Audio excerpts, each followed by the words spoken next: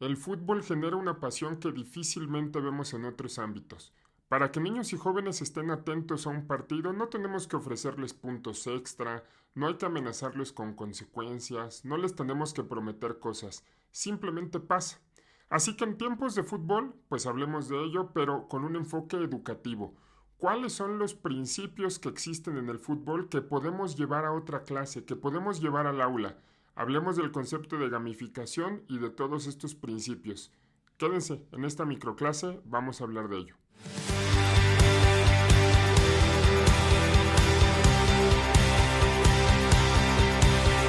Para iniciar hay que recordar que la forma natural que el ser humano tiene para aprender es el juego. Aprendemos mientras jugamos, desde que somos muy pequeños. Aprendemos a clasificar las cosas, a relacionarnos con otros, a tomar decisiones. El juego es como un ensayo de la vida. Y entonces, en los últimos años, las neurociencias se han dedicado a estudiar cuáles son los elementos que tiene el juego y cómo se pueden reproducir en otros ámbitos. Y así es como ha nacido el concepto de gamificación, que es la aplicación de todas estas ideas que se han descubierto desde las neurociencias en ambientes que no necesariamente son juego, como en el aula o en la familia.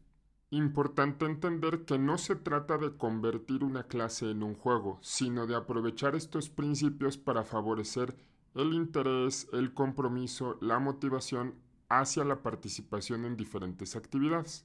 Ahora vamos a usar el ejemplo del fútbol justamente para explicar estos principios de la gamificación. Y el primero de ellos es, en el fútbol se sabe perfectamente quién gana, cuánto dura, todo está perfectamente claro. Y un error que muchas veces se comete en clase es no tener claridad de cuáles son los objetivos de algo. Una pregunta muy común de los jóvenes o de los niños es ¿y eso para qué me va a servir? Entonces, tenemos que hacer objetivos a corto plazo que le den sentido a las cosas que estamos haciendo porque si no se pierde el interés y la motivación para participar en ellos. En algunas asignaturas no resulta tan fácil, pero finalmente si el joven no encuentra sentido en lo que hace, se va a desinteresar. Segundo, el fútbol implica un reto alcanzable. Tienes que meter gol y se puede meter gol. Te puede costar trabajo, pero es posible meter un gol. Si perdiste en esta ocasión es posible que a tu siguiente partido ganes. Y esa es la sensación que se debe tener en las clases. Esto me recuerda una clase que yo tenía en segundo de preparatoria. Cada que acababa la clase, el profesor ponía un ejercicio. El primero en el grupo que resolviera correctamente el ejercicio tenía un punto extra sobre el promedio.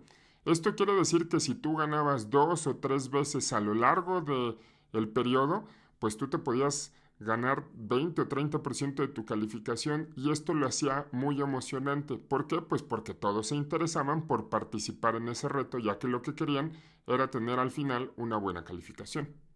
Tercero, el fútbol tiene una retroalimentación inmediata. No tiene que pasar mucho tiempo para que tú te des cuenta qué hiciste bien o qué hiciste mal, ya sea con la reacción del público, con lo que te dice tu entrenador, con lo que tú estás viendo con tus compañeros. Y aquí me parece que uno de los problemas que tenemos en las clases en términos generales es que muchas veces la retroalimentación que tenemos es cuando existen cosas negativas. Entonces, si el grupo se porta mal, si hacen mal un ejercicio, les regañamos, hacemos el comentario como en este sentido de lo que estuvo mal.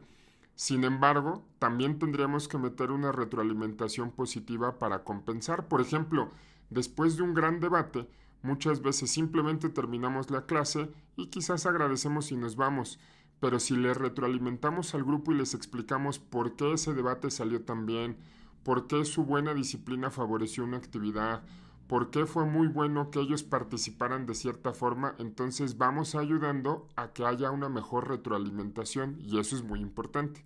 Cuarto, pertenencia. A ver, el evento que estamos teniendo ahorita es un gran ejemplo de lo que implica pertenecer a un equipo.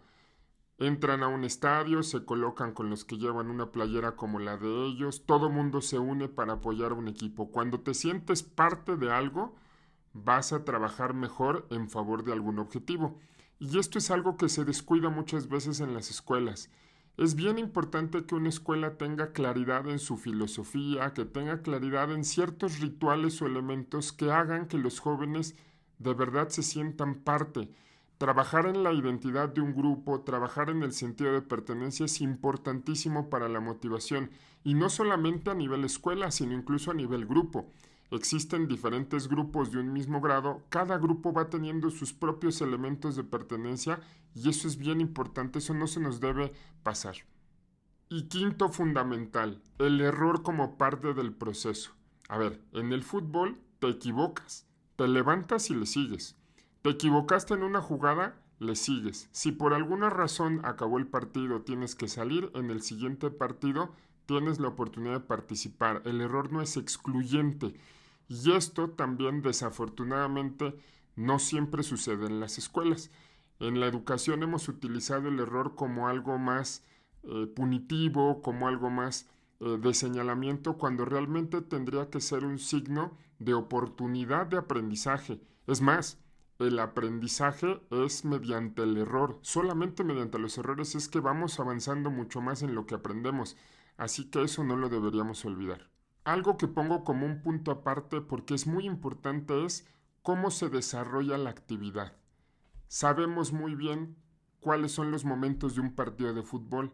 Al principio todo mundo sabe cuándo hay que callarse porque las selecciones van a cantar el himno nacional, saben cuándo es el medio tiempo, saben muy bien cuáles son las reglas y eso también lo tenemos que llevar al salón de clases.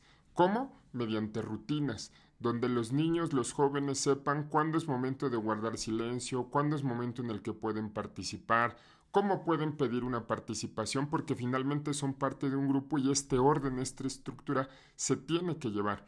Entonces, esa parte es bien importante. Y justamente porque creo que es tan importante esta parte en particular, para profundizar en los temas de rutinas, les recomiendo este libro de Hacer el pensamiento visible. Es un libro que va mucho más hacia la parte cognitiva, hacia la parte del pensamiento, pero en lo que se refiere a las rutinas me parece que deja muy clara la importancia de las rutinas. Muy recomendable para cualquier profesor para que entienda cómo puede ir generando estos rituales que se pueden dar en su clase y que al final van a favorecer muchísimo el control de grupo y la participación de todos los estudiantes. Es cierto, el fútbol es un juego, pero quizás aquí tenemos una oportunidad para aprovechar esos elementos que los podemos llevar hacia otros ámbitos. Entonces, pensemos en todo lo que el fútbol brinda y que podemos brindar en otras áreas. Propósito, reto, retroalimentación, pertenencia, aprovechar el error, crear rutinas.